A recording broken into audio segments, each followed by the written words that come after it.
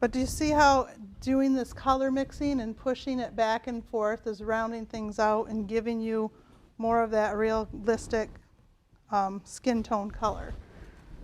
So again, that's a long way from here to there, right?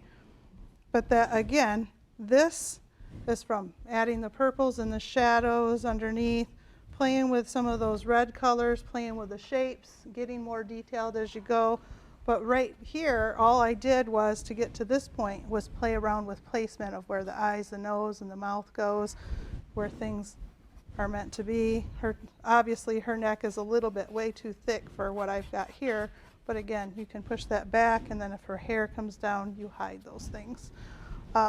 So like I was saying about these craft paints, they're wonderful. They're, as you can see, they get swirly, they're pretty liquid.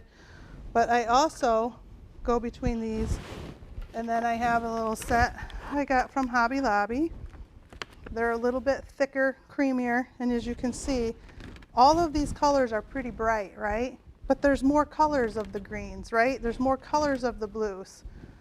Well, that color theory is still going to work. So if you take anything, well, even like this peachy color, right? That's going to be more orange. So if you want to darken this down, you're going to add a blue to it, right? And vice versa. So you can still use the same theory of color mixing that I just showed you with just your basic colors and dull these down. But if you look at all these, see how bright they are? They're very saturated. So the only way you're going to push those back is if you're doing that color mixing or adding that black, which is okay for some things. Again, it's all about playing with the paints, trying to figure out the color mixing, again, to tint them. Obviously, to get to this color, white was added, but you can get it even lighter if you add white to it, right?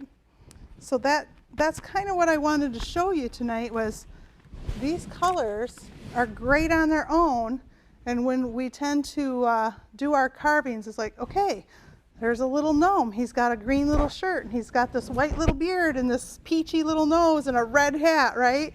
And you paint him, and he's so bright, and you're just like, great.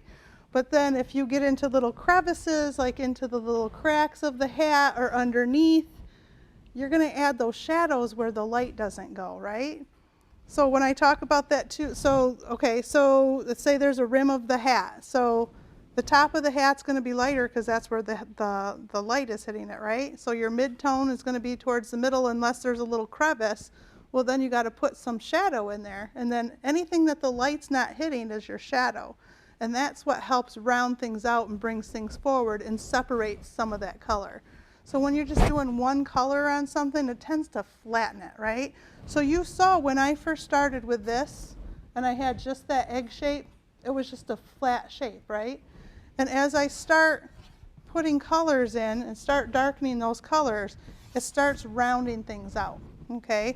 So if my light source is coming from the top right here, right, coming down, this is going to show more of the yellows, a little less of the peach, a little less of those shadows.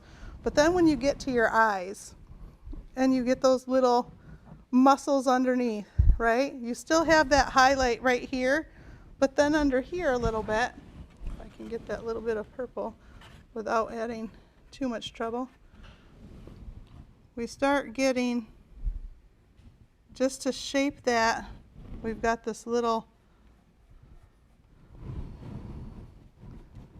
I'm just going to use straight purple just to show you what I'm talking about.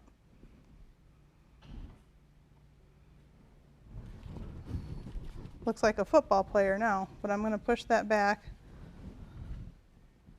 A little bit of that white.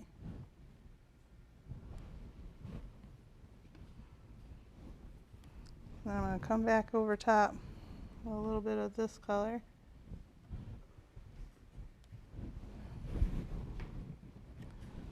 A little bit of that red. We now start shaping those little bit of those bags under our eyes, but we don't want it that pronounced, right? We want to push that back. Oops. Adding water.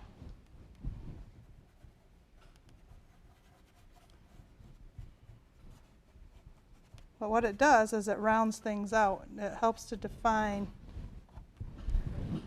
once again, if I add the purple,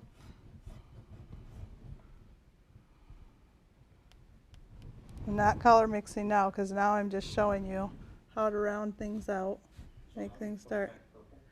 You're going to add a little bit of the creamy antique white because it's got a little bit of yellow in it, or you're going to add a little bit of that yellow to make it more golden, right? That's across from the purple on the scale. Right, that's your complementary color.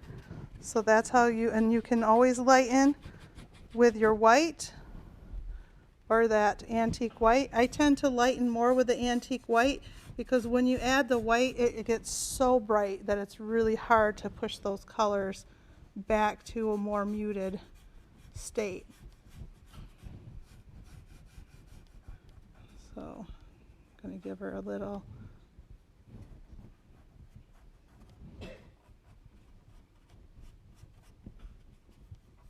She's missing eyebrows. Get a little brown in there.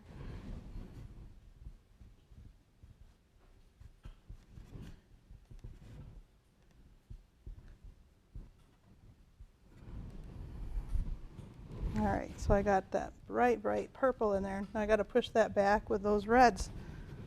Again, lots and lots of layering when you're painting a flat picture like this. It takes, but when you're doing your carvings, right, because they're rounded, they're sucking up your paint and stuff, you're not having to push back quite so much as I am to just try and round that out because your carvings are already rounded, right?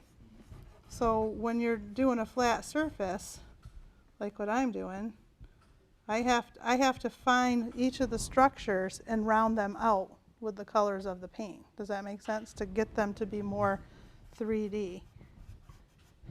So when I was just trying to, ooh, that's bright.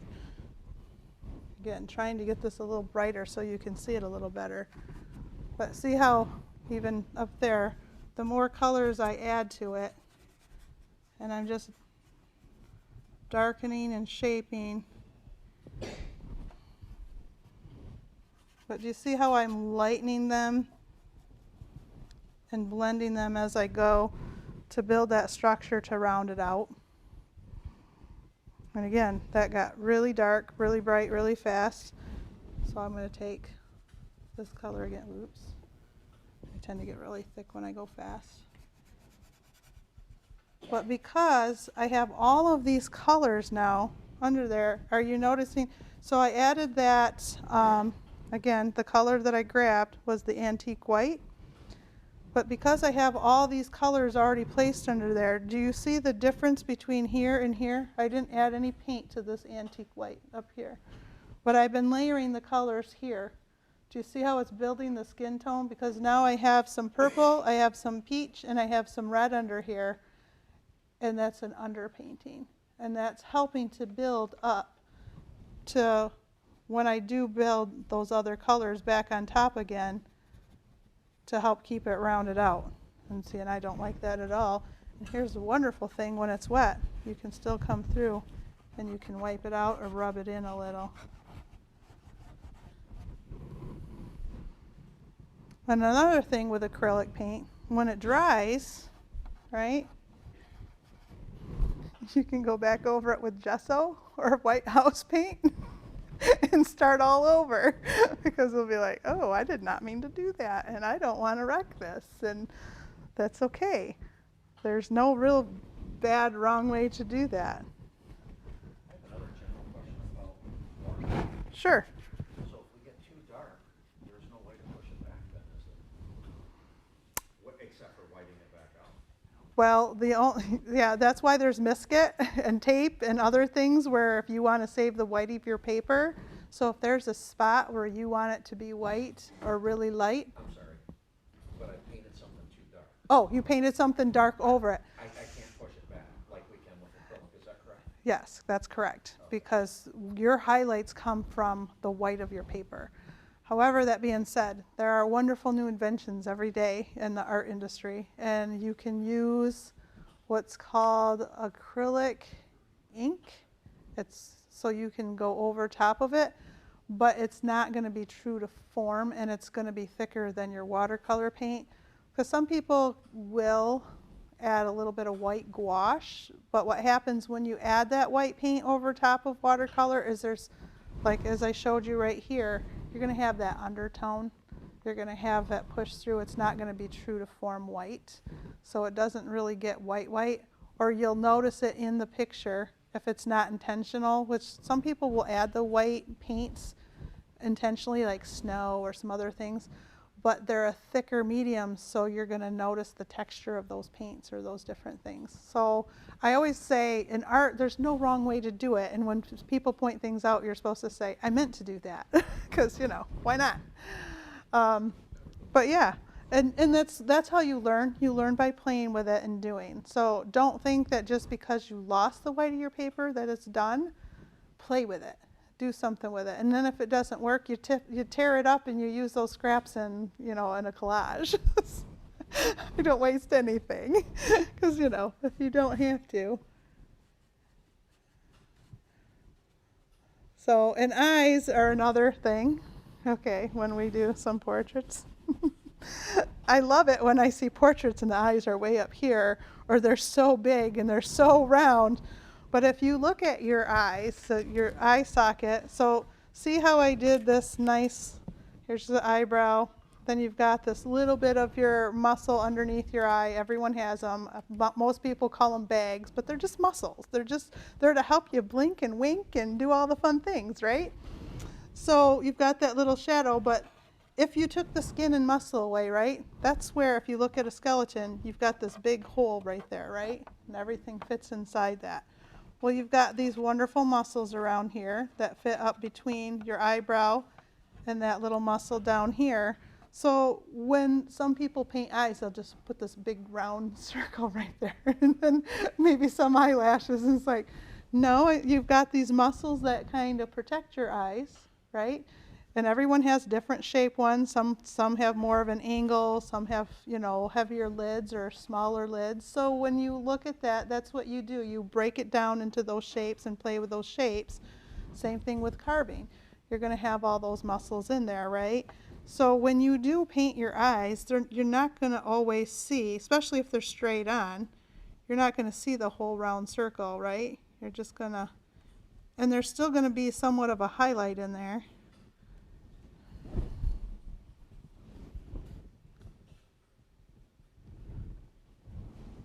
Right? Okay, and then you do have some eyelashes in there, but those eyelashes aren't going to be longer, you know, then they tend to be just a hint of a break in a line. And you don't always see that whole, unless you got makeup on, like some women will put the eyeliner inside or on the outside. They don't always come all the way to the very end. So see how you can kind of define that eye. I'm not adding a whole ton of color in there right now. I just added brown to do that. But just to give you a sense of how that lid falls down in there. So when you're doing your carvings as well, you still have to think about, okay, that light hits here, right? So it's going to be lighter in here unless there's this fine line, which there usually is. I'm going to take a tiny bit of that purple. There's usually a little line here, right, that follows there. So you notice that that line's there because the sunlight or light doesn't get into that crevice, right? So that makes that line darker. So it's the same thing with under your nose. When you're painting inside that nose, you're going to have that nose nostril in there is going to be more prominent and darker, right? You're going to have a tiny bit of a shadow there, that little cleft, because the light doesn't hit there, right? So that's got to be darker, so that helps round it out. Now we've got kind of right here. That tends to be a little mid-tone, right? But at the same time, it's still going to be dark. You still got to shape it underneath there and there, right? And sometimes we'll have a little bit of a bulb there. Oops, that's not the color I wanted. That's what I get for not brushing off my paintbrush. But again, see how I was just added to my, added my little trusty creamy white. I call it creamy white, it's antique white. She looks like she's perplexed. She's like, what is going on over here? But do you see how that makes sense with how that builds up color? I left that highlight there. There's that mid-tone. There's some shadow there. So wherever that light doesn't hit, this is still pretty dark for that purple, but I can still keep pushing that back, right? Is there any questions? Or anything I haven't covered on this? Hopefully I'm not overwhelming anybody. So we talked about how brown can make a difference too. So I'm also going to show you that a little bit. So now if I come onto this side and I want to darken her skin, whoo, that's straight on brown, right? We don't want straight on brown. Nobody's skin is straight on brown. There's tones in there, right? So I'm pushing that back. I already have some of those peaches in there. Basically, starting to give her a little bit of a suntan. Do you see the difference between here and here? Yep. But we'll also still have some of those reds in there, right? So I'm going to push some of those reds.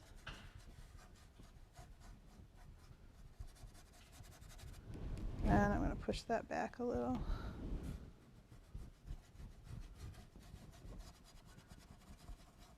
So when we think of the brown skin, we think, oh, that can get really muddy really fast, right? But you're still adding some of those fun color mixing techniques. So I'm adding some red with some brown, just little by little. And I'm going to add some of that creamy white. But we still want to push those colors. Not too light, but they're going to be a little bit darker.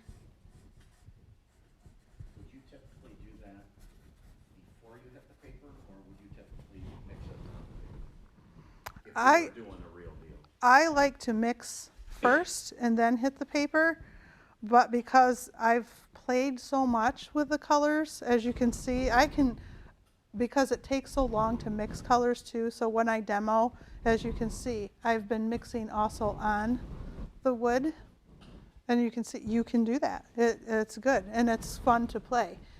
And just because I'm telling you to mix it first doesn't mean you have to. It's just preference in my opinion, because see now, too, with some of those underpaintings, because I do have the peaches under there, I took a little bit of water and I can blend that, right? Everyone always says, you can't blend acrylics. Acrylics don't blend. Well, they don't blend like oil, of course not, because they're acrylics. They're more layering and layering and layering. But everything you do is layering, really. But you can see, the more I put this wet on wet, it can also pick up the color underneath and cause a hole in there, okay? Because I'm mixing it on my painting. So your wood is porous, right? And it's soaking all that up. So as your paint dries, some of this under here was already dry, and now I'm putting wet paint on top of there, and I'm layering. And when I scrub, this is thicker through here, and now I've got this little bit of a hole in there, right? Well, that's no fun. So how do you fix that? Well, I take my little scruffy, or my little wet, and look at this, because it's all still wet, I'm still working with it. And this is why, because you can wash off acrylic paint, you want to seal it when you're done painting, right? So then you're going to play around with, okay, how do I seal what do I want to use to seal that? Well, do you want it glossy? You want it satin? Do you want it semi-gloss? You've got all of the choices that make you go a little crazy. I've seen a lot of carvings that are very brightly painted and then covered in gloss or varnish. That is okay if that's what you want.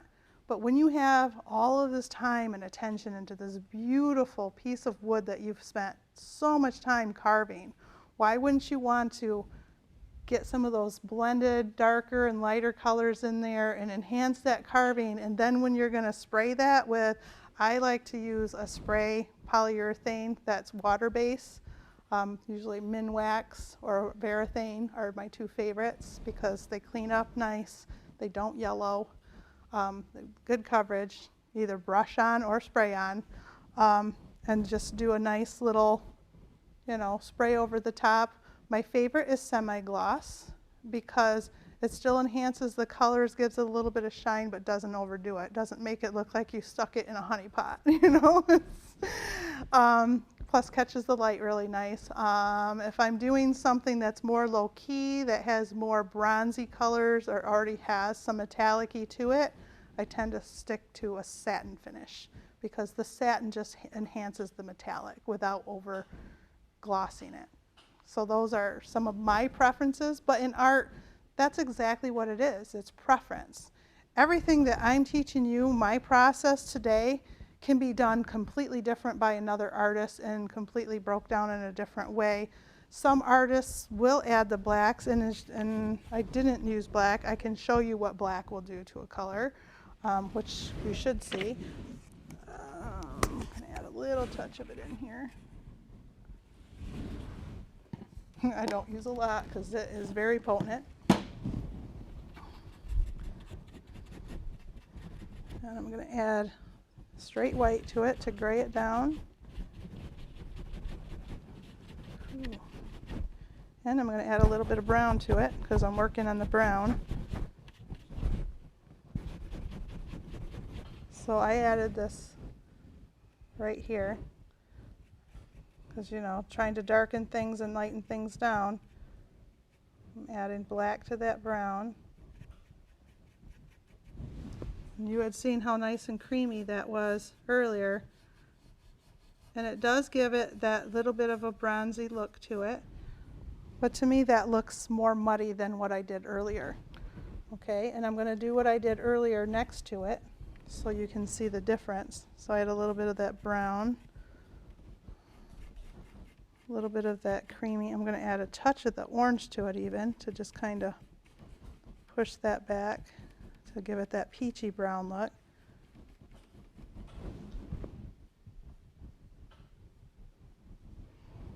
See the difference? You can get super muddy or you can get peachy bronzy. So you can get a darker tone of that brown if you're color mixing, but adding that black darkens and deadens it so much. And thank goodness you can erase that out if you need to, right? Not my favorite. But as you can see with that dark, if I were painting a duck with feathers, you can use that black in that brown because those colors are in those feathers because ducks and other animals will have that black, they'll have that brown, and you can add those colors into your value scale so that you can, and they can round out if you do the highlights on top of that to get that feathery look. But when you're trying to do skin tones, I stay completely away from black, unless obviously we're doing a black African American, but even then I push more towards adding all my colors together to get my black because the absorption of color, black is all of the colors mixed together in painting. It's different in other areas. But if you want to create your own black, you're going to muddy all your colors, put them all together, right? And then white is the absence of those colors. It's the brightness of color. It's like it just kind of fades away. So the more white you add, the lighter, lighter, lighter it gets till you just don't have color, right? But with black, if you're adding all of your colors together, you're creating your own. Does that make sense? And then, because if you're creating your own black to add to this too, what you're doing is because those colors are inside the black you created, it's causing unity. So when you can make your colors unify together, that makes it more aesthetically pleasing. It doesn't deaden them. I know, this is a lot of information fast. Is there any questions on anything else? Acrylics, watercolors? And like I said, with the differences in your mediums too, when I was in art school, we were taught across the board craft, mid-grade, artist grade paints and materials. all of the things I've demoed with tonight have been just crafts. So it shows you can do amazing things with cheaper materials. The differences are the pigments in your paints, okay? You're going to have, and I know most of you probably understand this if you're painters or painting some of your things, you want them archival. If I'm painting something that I've spent weeks carving, I'm not going to use this. I'm not going to use these. I'm going to use anything close to this and higher, because these are still, they're okay, they're mid-grade, but your acrylic paints that are really creamy and rich tend to be your golden brand. I like them because the pigments are very true to form and color, and they're creamy and they mix really nice. And you'll find that most of your blues and your greens and your reds are very, very expensive. When I go to buy tubes of paint, whether it's watercolor or oil, and even some of the nicer acrylics, it's because those pigments are harder to mine now. And the industry is now trying to find different types of materials to create those colors that already are, because they're just getting harder to find. So because of the supply and demand and because of those pigments, you're going to pay. So, you know, you get a nice cute little tube of yellow paint and it's like $8, and then you go to the Viridian green and it's $27 or $40 for the same size. You're like, what just happened just now? It's like a shot between the eyes. Then it makes you not want to play with your colors, and it makes you kind of stingy with what you have. Don't ever do that.